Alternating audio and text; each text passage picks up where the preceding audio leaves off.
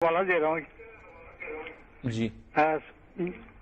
जब सूर फूंका जाएगा तो वो कब्रों से निकलकर अपने रब की तरफ दौड़ते चले जाएंगे। जी जी कहेंगे आए हमारी खराबी किसने हमें सोते से जगाया है। सही ये है वो जिसका वादा रहमान ने दिया था। सही।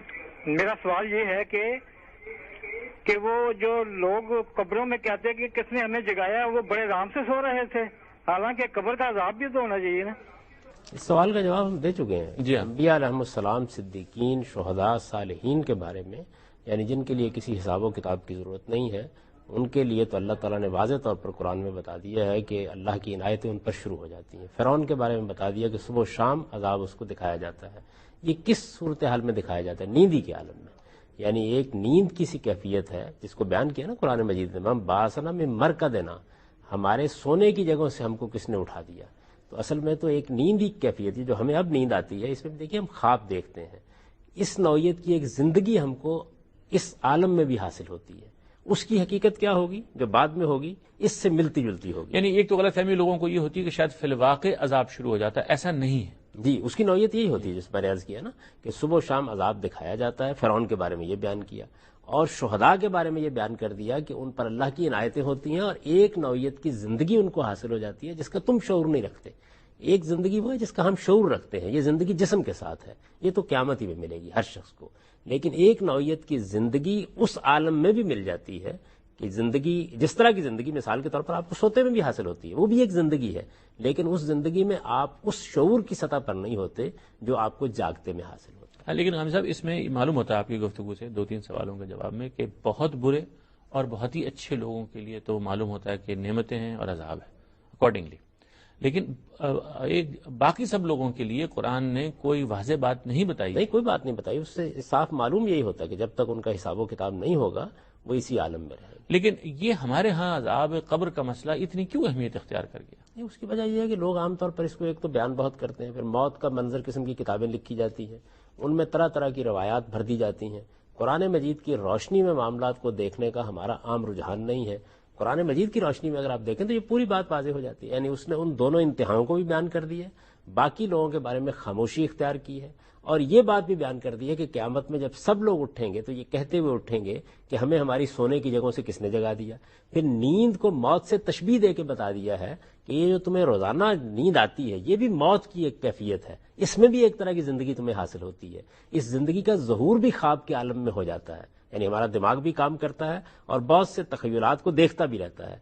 तो यही सूरत हाल कमोबेश मिलती जुलती है, अमूर मुतशाबिहात में से है ये मरने के बाद भी। यानी हम उसकी हकीकत नहीं जान सकते, लेकिन आप ये इस वक्त भी जब सोते हैं तो कभी ऐसे सोते हैं कि आपको कोई ख्वाब नहीं आता, कभी ऐसे सोते हैं कि बहुत डरावने ख्वाब आ जाते हैं, कभी ऐसे सोते हैं कि बड़े खुशगवार ख्वाब आते हैं। तो ये तीनों सूरतें दुनिया में भी मुशाहिदा करके बताई जाती हैं कि यही कैफियत या इससे मिलती जुलती कैफियत आपको मौत के बाद भी पेश आ जाएगी। लेकिन ये जिस्म के साथ जिंदगी, ये जो शऊरी जिंदगी हम इस वक्त बसर कर रहे हैं, ये इस वक्त हासिल है, ये क़यामत में हासिल। नहमदुहु व नसल्ली अला रसूलिहिल करीम, अम्मा बाद। मुअज़्ज़ज़ सामिईन, अस्सलामु अलैकुम व रहमतुल्लाहि व बरकातुहू। एक स्कॉलर हैं जनाब जावेद अहमद गामदी साहब, उन्होंने बहुत सारे तस्लीम शुदा अक़ायद और मसाइल का इनकार किया है। वो अवामुन्नास में काफ़ी ज़्यादा गुमराहियाँ फैलाते हैं। जिस तरह उन्होंने बहुत सारी साबितशुदा चीज़ों का इनकार किया है, उनमें से एक चीज़ अज़ाब कब्र भी है। वो अज़ाब कब्र पर गुफ्तगू एक अलग ही अंदाज से करते हैं। जैसे हमारे जहनों में एक अकीदा है, तसव्वुर है, वो इसके कायल नहीं है, बल्कि उनका कहना ये है कि मरने के बाद ख्वाब या ख्वाब की तरह की एक ज़िंदगी है जिसमें अज़ाब व सवाब के तसव्वुरात दिखाए जाते हैं। फिल वाक़े अज़ाब व सवाब कब्र के वो मुनकिर हैं। जैसा कि आपने उनकी गुफ्तगू से सुना, बहुत मरतबा उनसे ये सवाल किया तो उन्होंने इसी तरह का जवाब दिया। अब उनसे मुतासिर कुछ लोगों ने सोशल मीडिया पर अज़ाब कब्र के इनकार पर पोस्टें बनाना भी शुरू कर दी हैं। आज हम इंशाअल्लाह आपके सामने अज़ाब कब्र के इस बात पर गुफ्तगू करेंगे और जितने भी ये गामदी साहब वगैरह के इश्कालात हैं उनका जवाब पेश करेंगे। पहली बात ये सुने कि लफ्ज़ बोला जाता है अज़ाब कब्र। अज़ाब कब्र बरहक है। यहाँ पर एक छोटा सा सवाल पैदा होता है, कुछ लोगों को अज़ाब होता है जबकि कुछ लोगों को सवाब मिलता है, नेमतें मिलती हैं, तो सिर्फ अज़ाब का जिक्र क्यों किया जाता है? इसकी वजह यह है कि जो लोग दुनिया से मरते हैं, कब्र में जाते हैं, उनमें से अक्सर लोगों को अज़ाब होता है। वो इस तरह कि जितने भी काफिर मरते हैं इन सब को कब्र में अज़ाब होता है।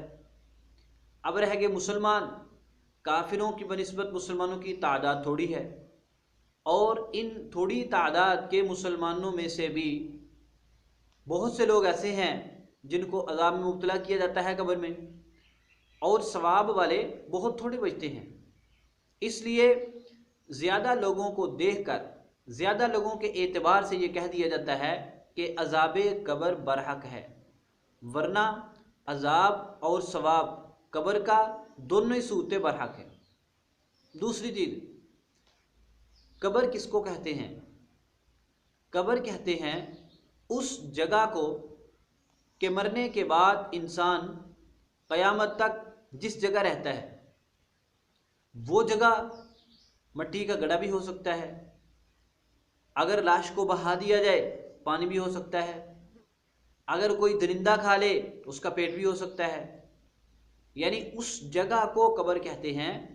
मौत से लेकर क़यामत तक जिस जगह पर इंसान रहेगा। इसका फ़ायदा क्या है इस तारीफ़ का, वो इंशाअल्लाह बाद में बताएंगे। एक लफ्ज़ बोला जाता है बरज़ख। बरज़ख किसको कहते हैं? बरज़ख का माना होता है पर्दा, और शरई इस्तिलाह में बरज़ख से मुराद है मौत से लेकर क़यामत के दिन तक की ज़िंदगी। दुनिया और आखिरत के दरमियानी ज़माने को बरज़ख कहते हैं। यानी आप यूँ कह सकते हैं कि मरने के बाद हम जिस जगह रहेंगे वो कब्र है, और जिस ज़माने में रहेंगे वो बरज़ख है। हम इंशाअल्लाह अज़ाब कब्र के इस बात पर 3 आयात मुबारका कुरान पाक से पेश करेंगे और सिर्फ 2 हदीसें मुबारका पेश करेंगे, क्योंकि अज़ाब कब्र के मुताल्लिक़ अहादीस मुबारका की तादाद अनगिनत है। लेकिन चूँकि गामदी साहब और दूसरे लोग जो अज़ाब कब्र का इनकार करते हैं, वो अवामुन्नास में एक शुबा फैलाते हैं कि अज़ाब कब्र के कायलीन कुरान पर गौर करके, कुरान को सामने रखकर नज़रिया नहीं बनाते, नज़रिया पेश नहीं करते, बल्कि ज़ईफ़, झूठी मौजू रिवायात की बुनियाद पर अज़ाब कब्र का अक़ीदा अवामुन्नास में फैलाते हैं। तो इसलिए हम कुरान पाक से पहले गौर करेंगे कि कुरान पाक इस बारे में हमारी क्या रहनुमाई करता है। आयात तो बहुत सी हैं, वक्त की किल्लत के पेश नज़र इंशाअल्लाह 3 आयात मुबारका पेश करेंगे। सबसे पहली आयत है सूरत तौबा, सूरत नंबर 9, आयत नंबर 101, 11वां पारा। अल्लाह तबारक व तआला ने फरमाया, वमिम्मन हौलकुम मिनल आराबि मुनाफिकून, आपके इर्द गिर्द कुछ देहाती मुनाफिक हैं। वमिन अहलिल मदीनति मरदू अलन निफाक, अहले मदीना में से भी कुछ मुनाफिक हैं। ला तअलमुहुम नहनु नअलमुहुम, आप उनको नहीं जानते, हम जानते हैं। इनके बारे में अल्लाह ने फरमाया इस आयत मुबारका के आखिर में, सनुअज़्ज़िबुहुम मर्रतैनि, अन करीब हम इन लोगों को 2 मरतबा अजाब देंगे। सुम्मा युरद्दूना इला अज़ाबिन अज़ीम, फिर इन लोगों को लौटा दिया जाएगा बड़े अजाब की तरफ। अब इस आयत का आखिरी जुमला काबिल गौर है कि इन लोगों को 2 मरतबा अजाब दिया जाएगा, फिर उसके बाद इनको एक बड़े अजाब की तरफ लौटाया जाएगा। अब ये बात तो बिल्कुल तयशुदा है कि बड़े अजाब से मुराद जहन्नम का अजाब है। अब उससे पहले 2 अजाब कौन से हैं? तो इस बारे में मुफस्सिरीन ने फरमाया है, हज़रत इब्न अब्बास रज़ियल्लाहु तआला अन्हु, हज़रत क़तादा रहमतुल्लाह अलैह, इब्न जुरैज और बहुत सारे हज़रात ने, कि इससे मुराद एक कब्र का अजाब है और दूसरा दुनिया का अजाब है। यानी अल्लाह ताला ने मुनाफिकीन को जो रुसवाइयाँ दी थी, उनके लिए कत्ल का हुक्म दिया था और बहुत सारी ज़िल्लतें उनकी। तो इस आयत मुबारका के आखिरी हिस्से में 3 अजाबों का जिक्र है। एक दुनिया का अजाब, दूसरा कब्र का अजाब और तीसरा जहन्नम का अजाब। जो शख्स अजाब कब्र का इनकार करता है उस पर हमारा सवाल ये है कि अगर कब्र में अजाब नहीं होता तो इस आयत मुबारका में जो 3 अजाबों का जिक्र है तो दूसरे नंबर वाले अजाब से कौन सा अजाब मुराद है। तो ये आयत वाज़ेह इस बात की दलील है कि पहले अजाब उनको दुनिया में मिला, फिर अजाब कब्र में मिला और फिर अजाब जहन्नम में मिलेगा। तो इस बात की वाज़ेह दलील है कि कब्र में भी अजाब होता है। आयत नंबर 2 सुनिए, सूरह इब्राहीम सूरत नंबर 14 और इसकी आयत नंबर है 27। अल्लाह जल्ल शानु फरमाते हैं, युसब्बितुल्लाहुल्लज़ीना आमनू, अल्लाह ताला जमा देता है ईमान वालों को बिल कौली साबिती, मजबूत कलमे के साथ, फिल हयात दुनिया व फिल आखिरा। इस आयत मुबारका के मुताल्लिक़ नबी पाक सल्लल्लाहु अलैहि वसल्लम का अपना इरशाद है कि ये आयत मुबारका अज़ाब कब्र के मुताल्लिक़ नाजिल हुई है। इसके लिए आप देख सकते हैं सही बुखारी हदीस नंबर 1369, सही मुस्लिम हदीस नंबर 2871। इसके अलावा भी ये रिवायत बहुत सारी किताबों में मौजूद है। तो जब एक आयत मुबारका की नबी पाक सल्लल्लाहु अलैहि वसल्लम खुद तशरीफ़ फरमा दे तो उसके बाद किसी और की तशरीह की ज़रूरत नहीं रहती। तो ये आयत मुबारका भी अज़ाब कब्र की दलील है। आयत नंबर 3 सुनिए, सूरत नूह 29वां पारा। अल्लाह जल्ल शानहू ने कौम नूह के बारे में फरमाया आयत नंबर 25 में, मिम्मा खतीआतिहिम, इन लोगों के गुनाहों की वजह से, जुर्मों की वजह से, उग़रिकू, इनको गर्क किया गया, फ़उदखिलू नारा, फिर फ़ौरन इनको आग में दाखिल कर दिया गया। ये फ़ौरन किसका तर्जुमा किया है? उग़रिकू उदखिलू के दरमियान है फ़ा, और अरबी ज़ुबान में फ़ा आता है ताक़ीब बिला मोहलत के लिए, यानी पहले एक काम हुआ उसके फ़ौरन बाद दूसरा काम हुआ। अगर दोनों कामों के दरमियान फासला हो तो फिर सुम्मा आता है। अगर वो काम फ़ौरन हुआ हो, उन दोनों के दरमियान फासला बहुत कम हो तो फिर फ़ा आता है। तो यहाँ पर भी फ़ा आया है। अब मतलब ये हुआ कि कौम नूह को उनके गुनाहों की वजह से गर्क कर दिया गया और फिर उनको फ़ौरन आग में दाखिल कर दिया गया। अब इससे हमारा इस्तिदलाल ये है कि इंसानों को जन्नत जहन्नम में तो क़यामत का दिन कायम होने के बाद दाखिल किया जाएगा। इस आयत मुबारका में किस आग में किस आग का जिक्र है कि जिसमें उन लोगों को दाखिल किया गया, वो आग इसकी अज़ाब कब्र की है, वो कब्र की आग है। उन लोगों को गर्क करने के बाद कब्र के अज़ाब में मुब्तला किया गया। ये आयत भी वाज़ेह इस बात की दलील है कि अज़ाब कब्र बरहक है। इन 3 आयात के अलावा भी बहुत सारी आयात मुबारका से अज़ाब कब्र का इस बात होता है।